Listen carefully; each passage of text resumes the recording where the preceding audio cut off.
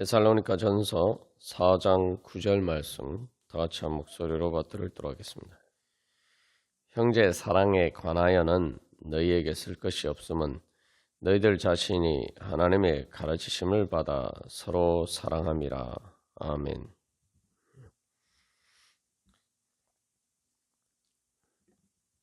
우리가 하나님의 가르치심을 통해서 이 영적인 감각으로 영적으로 보고 행할 수 있는 그러한 것들을 훈련해야 됩니다.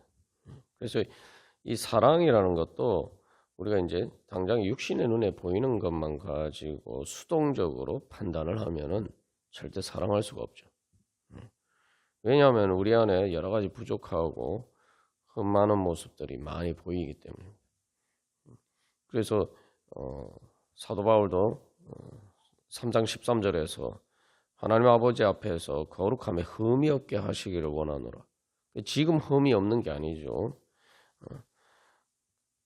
마지막 때 구원이 완성됐을 때에 흠이 없게 되는데 지금은 흠이 많단 말이죠.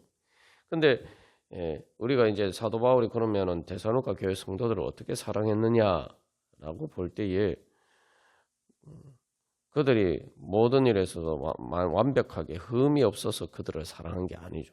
처음에 복음을 전한 것은 때를 보면 더더군다나 그렇죠. 그런데 이제 우리가 앞에서 본 것처럼 데살로니가전서 2장에서 사도 바울은 그 데살로니가 교회 성도들을 마치 젖먹이 엄마가 그 자기 젖을 먹이는 자기 아기를 사랑하는 것처럼 또 아버지가 자기 자녀를 사랑하는 것처럼 그렇게 복음을 전하고 그들을 양육했다. 그렇게 이야기를 하고 있습니다.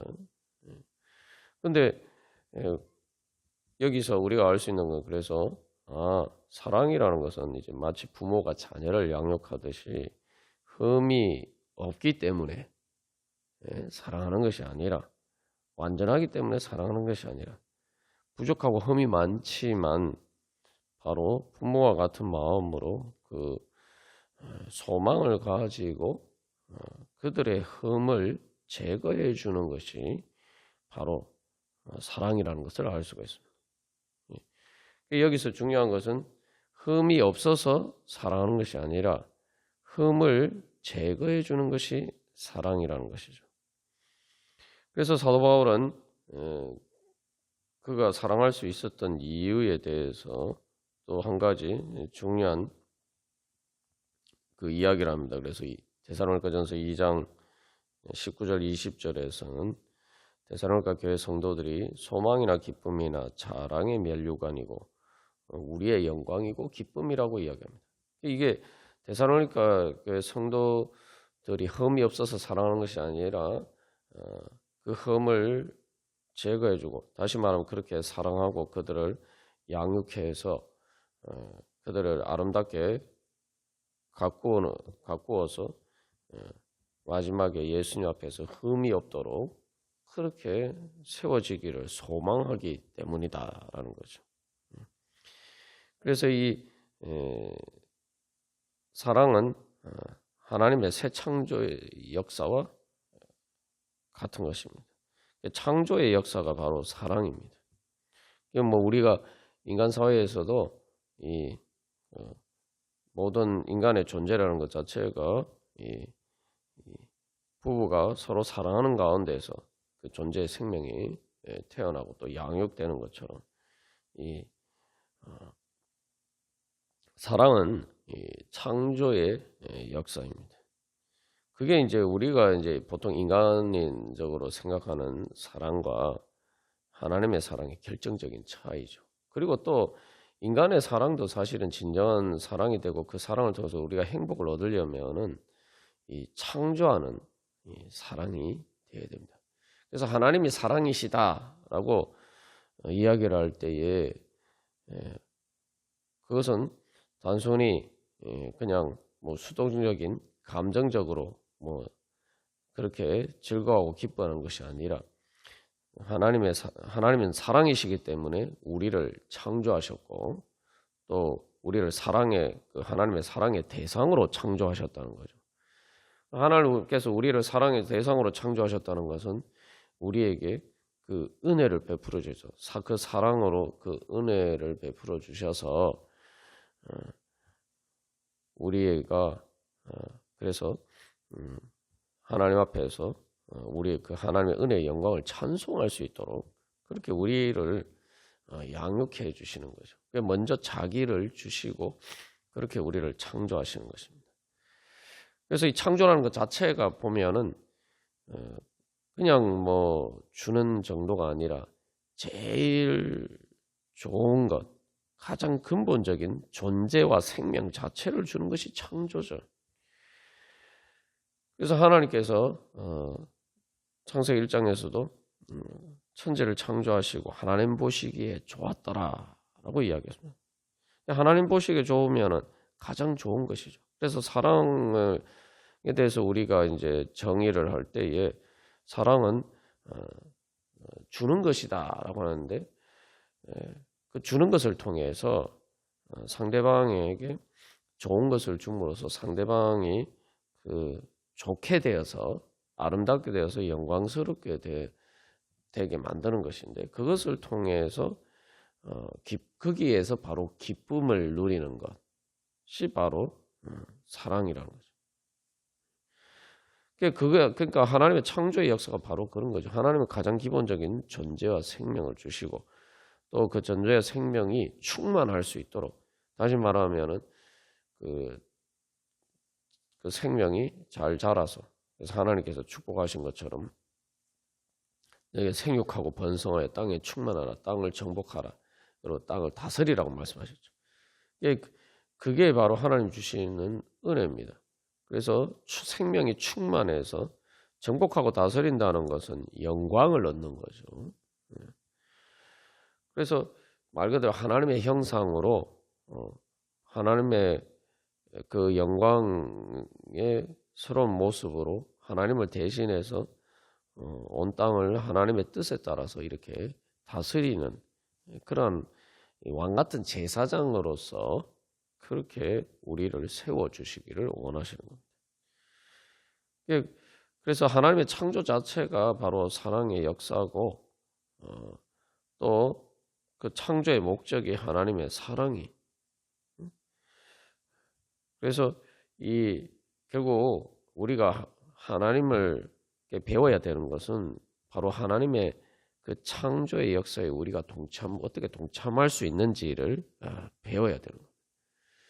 그것에 대해서 배우는 게 하나님의 사랑을 배우는 것이고 하나님의 사랑을 하나님을 따라서 살아가는 법을 배우기 위해서는 믿음과 소망으로 있어야 되고 믿음과 소망과 사랑을 배우기 위해서는 이 하나님이 보시는 관점, 하나님의 그 영적인 관점에서 볼 수 있는 그 영적인 감각을 개발을 해야 되고 그 영적인 감각으로 그래서 그 훈련함으로써 영적인 감각을 활용해서 믿고 소망하고 사랑함으로써 그렇게 하나님의 새 창조의 역사, 그 구원의 역사에 동참하는 모습을 우리가 배워야 됩니다.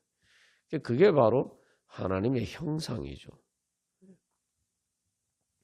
하나님처럼 믿고 소망하고 사랑함으로써 창조의 역사, 그래서 를 이루어가는 법을 배우는 겁니다.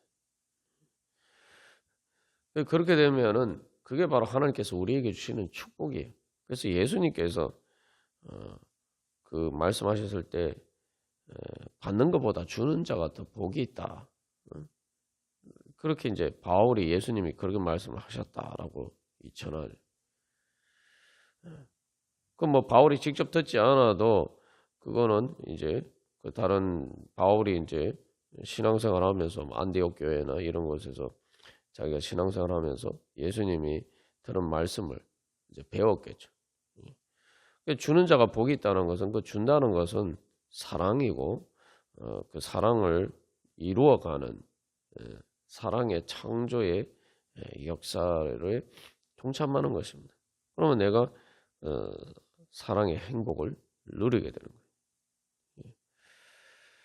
그렇게 되면은 바로 그것을 통해서 하나님께서는 교회를 세우셨고 그 교회를 통해서 결국은 그런 사랑을 받게 하셨고 그 힘으로 우리가 이제 또 사랑함으로써 이 하나님의 그 창조의 역사, 구원의 역사에 동참할 수가 있는 것입니다. 그래서 우리가 여기서 형제 사랑에 대해서 사도 바울이 이야기를 하는데 사실 이게 교회의 목적이죠.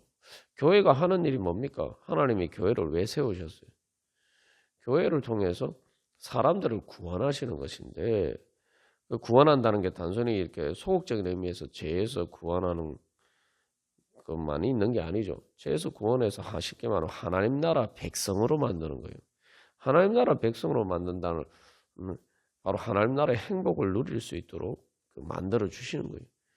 근데 그 하나님 나라가 이루어지려면은 하나님 나라 행복은 서로 사랑함으로써 하나가 되는 서로 사랑하며 살아가는 행복을 주는 것이 바로 하나님 나라입니다.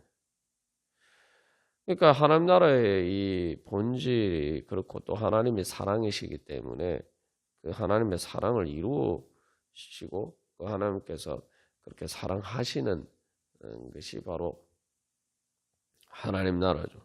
하나님의 사랑의 행복으로 충만한 것이 하나님 나라입니다. 그래서 교회에서 하면 전도와 양육을 통해서 결국 하나님 나라를 이루어 가는 것이죠. 전도라는 게 먼저 주는 거고 먼저 사랑하는 거죠. 그래서 하나님의 복음 가장 귀한 것을 먼저 주고 그것을 통해서 세례받고 하나님의 자녀로 태어나게 만들고 그리고 그 생명을 통해서 바로 자라갈 수 있도록 그렇게 양육하고 이 교회가 하는 모든 일은 사랑이 없으면 이게 할 수가 없어요. 그리고 우리가 또 그런 교회를 통해서 하나님 우리에게 베풀어 주신 은혜를 통해서 우리도 또한 양육을 받는 것이죠.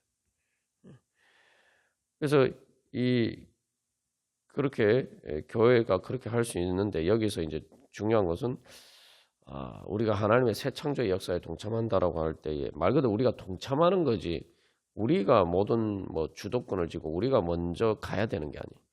그렇기 때문에 이게 이 하나님의 그 가르치심을 받는 것도 이제 믿음을 통해서죠. 그리고 이것도 우리에게 복음이 되는 것은 단순히 그 사랑의 결과로 얻는 행복 때문만이 아니라 우리가 그 사랑할 수 있는 이유를 또 근거를 주시고 그렇게 할 수 있는 힘과 능력을 하나님이 먼저 우리에게 주셨단 말이죠. 우리가 앞에 하나님의 명령에 대해서도 나눴지만 하나님이 명령하시는데 그 명령을 수행할 수 있는 모든 자원이나 이런 것을 또 그렇게 할 수 있는 능력을 주시지도 않고 하나님은 그렇게 말씀하시는 게 아니란 말이에요. 하나님이 성령님을 우리에게 주셨다는 것은 바로 우리가 그 명령을 행할 수 있는 능력을 주셨다는 것이고 하나님이 우리를 가르쳐 주신다라고 할 때에도 우리가 그 하나님께 배워서 그것을 잘 할 수 있도록 하나님께서 이미 우리에게 능력을 주셨다는 겁니다. 그게 우리가 성령을 선물로 받았다는 거예요. 근데 이제 우리는 어떻게 생각하냐면은 자꾸 이게 그것이 우리가 그것을 개발하지 않으니까 그 신앙 훈련을 통해서 하나님의 가르치심을 받아서 내가 잘하지 않으니까 그것을 잘 못 깨달아하는 거예요. 그리고 제대로 믿지도 않고. 사실 우리가 이거 조금만 생각해봐도 알 수가 있죠. 이게 어린아이에게 아직 조그만 어린아이에게 만약에 예를 들면은 걔가 커서 예를 들면 이순신 장군과 같은 사람이 될 거다. 얘기를 해봐야 알 수가 있습니다. 예를 들면 이순신 장군이 아기 때에 뭐라고 얘기를 해봐도 알 수가 있습니까? 모르죠.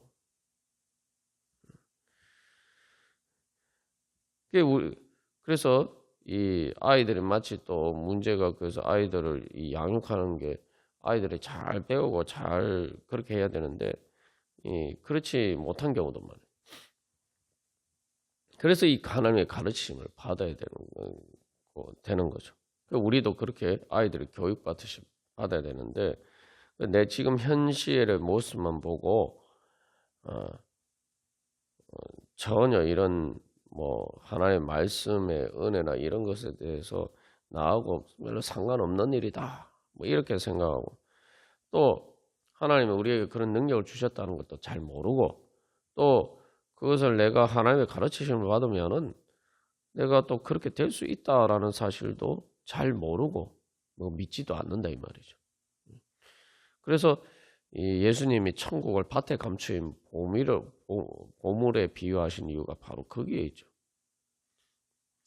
그 밭에 감추인 보물이라고 할 때 그게 이제 하나님 나라로 말씀하셨는데 그게 또 우리 각자에게는 내가 하나님이 우리에게 주신 성령의 선물을 의미하는 것이기도 하죠. 그래서 내가 그 성령의 선물을 잘 개발을 하면은 그걸 잘 활용을 하면은 내가 쉽게 말하면 하나님 우리에게 주신 하나님의 형상으로서 그 이제 예수님의 소질, 예수님을 닮은 그러한 소질, 예수님처럼 될 수 있는 소질이 우리 안에 하나님이 다 주셨는데 그걸 개발하지 않고 처박아 놓고 있단 말이죠. 예. 그래서 감추어진 보물이라고 그래요. 원래 소질을 개발한다는 게 다 뭡니까?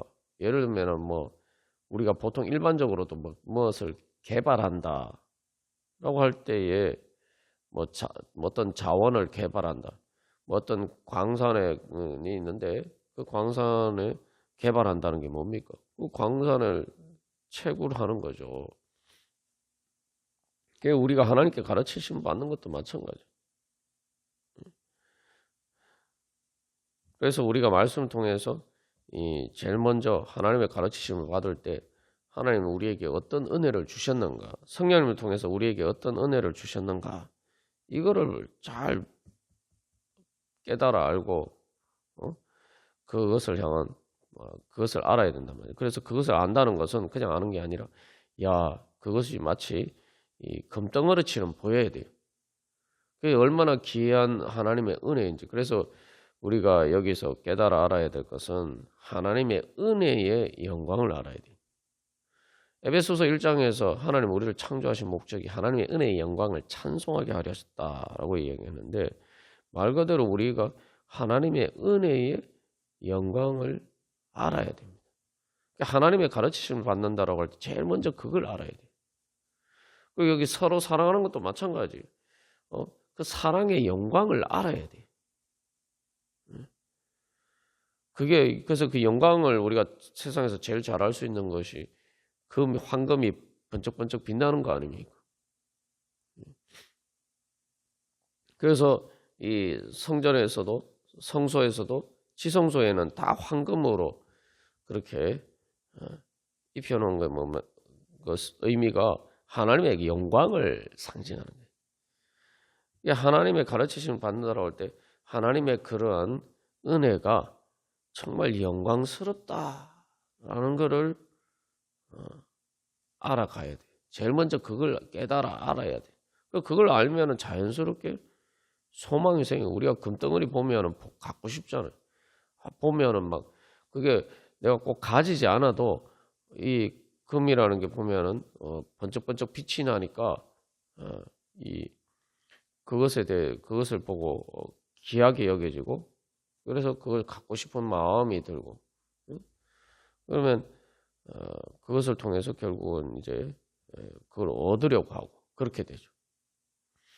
우리 골드러시라는 게 다 그런 거 아닙니까? 그래서 하나님께서 우리에게 주시는 은혜가 영광스럽게 보여야 돼요. 그렇게 볼 수 있는 그 눈이 열려야 되고 또 그렇게 볼 수 있도록 깨달아 알 수 있도록 우리가 배워야 됩니다. 그러니까 우리가 배운다라고 할 때 제일 배운다는 게 뭐예요? 내가 모르는 걸 아는 거 아닙니까? 모르는 거 아는 거. 그게 뭘 알아야 되느냐? 하나님의 은혜가 얼마나 영광스러운지 알아야 돼. 그래서 우리가 성경 말씀도 보고 교회에서 계속 배우는 거는. 그걸 알기만 하면은 그 다음에는 오늘 이 사도 바울이 너희에게 내가 쓸 것이 없다. 너희들이 하나님의 가르치심 받아서 너희들이 알아서 스스로 잘하기 때문이다. 스스로 알아서 잘할 수가 있어요. 황금이 금ጥቀ금떡 빛나니까 황금을 가져라. 뭐 이렇게 얘기할 필요가 없어요. 그게 금인 줄 알면은 자연스럽게 그거를 가지게 된단 말이에요. 근데 이제 황금이 얼마나 귀한 것인지 모르면은 아주 어린 아이들 같으면은